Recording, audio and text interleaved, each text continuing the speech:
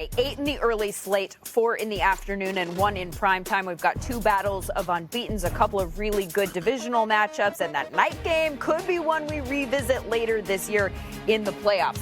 Let's dig deeper. I've got some burning questions for the running backs here, Maurice Jones Drew and Terrell Davis.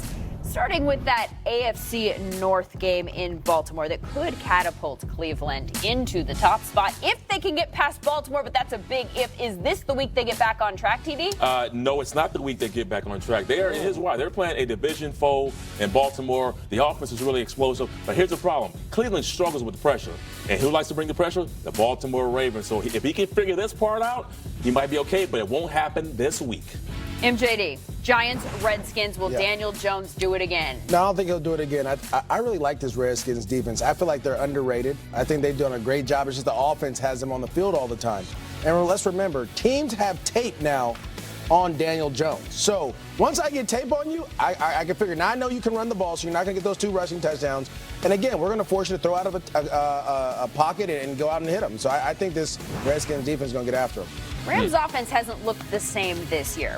Bucs defense is 22nd in scoring. Is this the breakout game for that LAO? Well, they haven't looked bad either. I think the misconceptions that they look horrible. They just don't, but they look different than they did last year. They're not Showtime like they were last year. We saw this team, I think last year they had 8 explosive plays every single game. And so now you look at this team, they're sure, I think they had 6 explosive plays this season. All they need is 2 more. So to me, I think this is the week they get it right. You see the big explosive plays that they had, and they'll be back on track. That's right, TD. Minnesota, Chicago, who has the edge? Dalvin Cook or the Bears defense? So you're talking to 2 running backs. It doesn't matter what defense you're going against when you're running that TD Broncos system. No, Dalvin Cook is, listen, TD's done a great job with it, but Dalvin Cook as well. He's playing phenomenal. And so Dalvin Cook is a guy that is healthier than he's ever been. He looks it that way. They're throwing him the ball. He's running the ball. This run here just tells you everything. I mean, to get out in the open field, make a couple guys miss against a Packers defense that has been shutting teams down, and look at the speed, just a breakaway like it was easy. That fire. I like Dalvin Cook. Broncos defense, 3 games, no takeaways, no sacks. Does that change this week against the Jaguars? Come on, T, don't lie to the people. Minshew has not been in the Mile High City. He has not played in that stadium. He doesn't understand what he is up against. The defense who is hungry. They are upset. They have no sacks, no turnovers. Yes, this will be the week. They're going to turn things around, and we're going to send JD's boys back up out of here. TD, you've gone too far. Yes. You know we go to Denver and we beat y'all all the time, so I'm not even worried about it. Yeah, well, I think the only time we lost when y'all had Peyton Manning. I don't think so. That's about it. I don't think so. Everybody else we don't want. Are you sure you don't want to say anything nice about Jacksonville? Because, someone who plays for Jacksonville had a lot of nice things to say about you on Twitter earlier today. Oh, my How about Calais Campbell? Nah. Oh, we go way back. Talking about playing his childhood favorite team and talking about his favorite memories. This was one of them, meeting Terrell Davis. That's my dude. Is that a Polaroid? Hey, me and Class, we go way back. That's in the Denver days, and we still talk today. So, of course I got some friends on the team. I'm not going to talk totally bad about the whole team. All right, Calais and them going to show you what we're doing down in Duval. Because MJD is on the squad, I think I'm going to talk bad. That's all right. Tell me what's going to happen in this Patriots-Bills game. Who's the X factor here? It's going to be Frank Gore. I think if Frank Gore can give you 100 yards rushing and to keep that defense balanced where Josh Allen can kind of do some of the things, Frank has been running like a madman the last couple of weeks.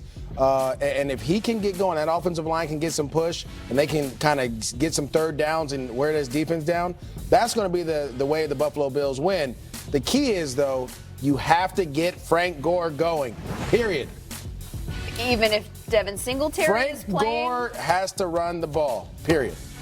Okay, because Devin Singletary is questionable. I'm not going to push it anymore. All right, so if defense wins championships, then defense makes dynasties. It's been almost 2 decades for New England's run. But is this year's D the best that this dynasty has ever seen? Willie McGinnis went to Foxborough. Find out. So the reason why we're here, fellas, because this buzz going around the whole league, man. You guys have done something one other team has done since 1944, and that was the Giants. You guys haven't given up a touchdown in 3 games. And if you count the Super Bowl, it's 4 games. What's the secret to the success, or what's the big change starting off so fast and playing so well? I would just say, man, we just got a group of guys, I think, that love working together. We put a lot of work in leading up to the game of going over the checks, and I think we all get on each other. Like, these two get on me every time I mess up a check. I think I've heard some of that. Right? Yeah. You know, so I think everyone wants to do well out there, and I think it shows up on Sunday. That Patriots defense, how good have they been? Well, in fantasy, they have put up more points this season than Le'Veon Bell, Odell Beckham Jr., DeAndre Hopkins, David Johnson, Travis Kelce, and Ezekiel Elliott. That's impressive. Left Bell out there by himself, though. That's a defense. He's by himself. He ain't by It's himself. Le'Veon Bell versus everybody. My He goodness. picked that situation. All right, so plug the Patriots defense into your roster and get these guys out. T.Y. Hilton is doubtful with a quad injury. Rashad Penny is questionable for Seattle, so that'll impact Chris Carson's play there from a fantasy standpoint. Damian Williams out for Kansas City. Chris Godwin and Terry McLaurin both questionable at the wide receiver position. Time for fantasy advice delivered by FedEx. If you have any of these guys, what do you do now? All right, guys, there are several big-name fantasy players who are questionable to play this week, and we're here to give you some potential replacements. I'm going to start off with Terry McLaurin. He missed practice on Friday with a hamstring injury. He could still play, but if he doesn't, I like Paul Richardson. Listen, this Giants defense is one of the worst in the league against wide receivers who line out wide. And Richardson is a guy that if McLaurin doesn't play, we'll see a lot of work out there. He's available on the waiver wire in a lot of leagues as well. Graham, T.Y. Hilton, doubtful to play this week. Who do you got? Yeah, it doesn't look like T.Y. is going to suit up this week with that quad injury. Missed practice all week. I'm kind of digging Paris Campbell in your lineups if you need a sleeper. Campbell had a season-high snap rate last week, and we saw in college he's an amazing player after the catch. I think he should be able to deliver on some of those short to intermediate targets for Jacoby Brissett.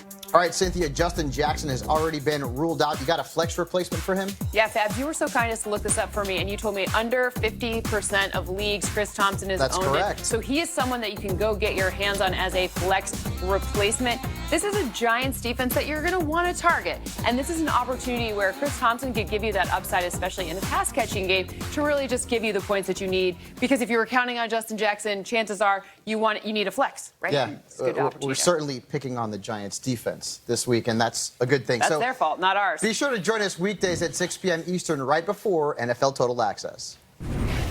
It was the play that launched 1,000 quips, a trick play, razzle-dazzle reverse that ended. I'm trying not to ball right now, but man, cherish this moment, man. Cherish these opportunities that we got. Cherish this feeling of winning, and just, man, never take it for granted. Hey, I'm so speechless, but man, I would not have rather been anywhere else than here. Experiencing this right now in this moment with you guys. So man, I appreciate you guys, man, for accepting me, and man, I love y'all, bro. That speech, one of my favorite things I saw this week. Teddy Bridgewater's first win in 1,359 days. And now he is 2 days away from going for win number 2 against a team that is statistically the best in the NFC so far. Cowboys coming to New Orleans Sunday. Jane Slater is there already. Today, Teddy Bridgewater told me it meant a lot to him to have the support of his teammates, regardless of the outcome on Sunday. On that, Saints defensive end Cam Jordan told me that, quote, he's part of the brotherhood. It's not like he's just some quarterback they found off the streets. He'd been with them for a full year. In fact, they no longer look at him as the Minnesota Viking former Pro Bowler. He's a Saint to them. And he seems to have the support of Drew Brees as well. He told me that they've been exchanging texts throughout the week and talking, and he says, like him, Brees has had to overcome an injury in his career. He seems to know what he's going through right now. On Brees, he is expected to return back to New Orleans on Saturday following that surgery and rehab to his throwing hand. And while head coach Sean Payton says they haven't had the conversation just yet, if he knows Brees, he's going to eventually want to be on the sidelines. And when he does, they'll have an earpiece for him. Huge game for the Saints. If they can win this one without Drew Brees, just think of what they might be able to do once he comes back. That said, this Cowboys team looks good, and the win will not be easy to come by for New Orleans. Cowboys best in the NFC in all of these categories here. Saints good too, but nowhere near this statistically. MJD, can they pull it off? Lindsay, yes, they can. I've been to the Superdome, and it's tough to play there. I went there 3 times last year with the Rams. It's really tough. The Cowboys don't play as well as they do at home on the road. So here, Saints fans, I'm with you. You guys ready? First, Load the box, stop Zeke. Take him out of the game as quick as possible. Force Dak Prescott to throw the ball. Make sure you limit all the yards after contact. He shouldn't be able to bounce off guys. None of those things. Cam Jordan, you got to do your thing. Secondly, Marshawn Lattimore, it's time to earn that paycheck.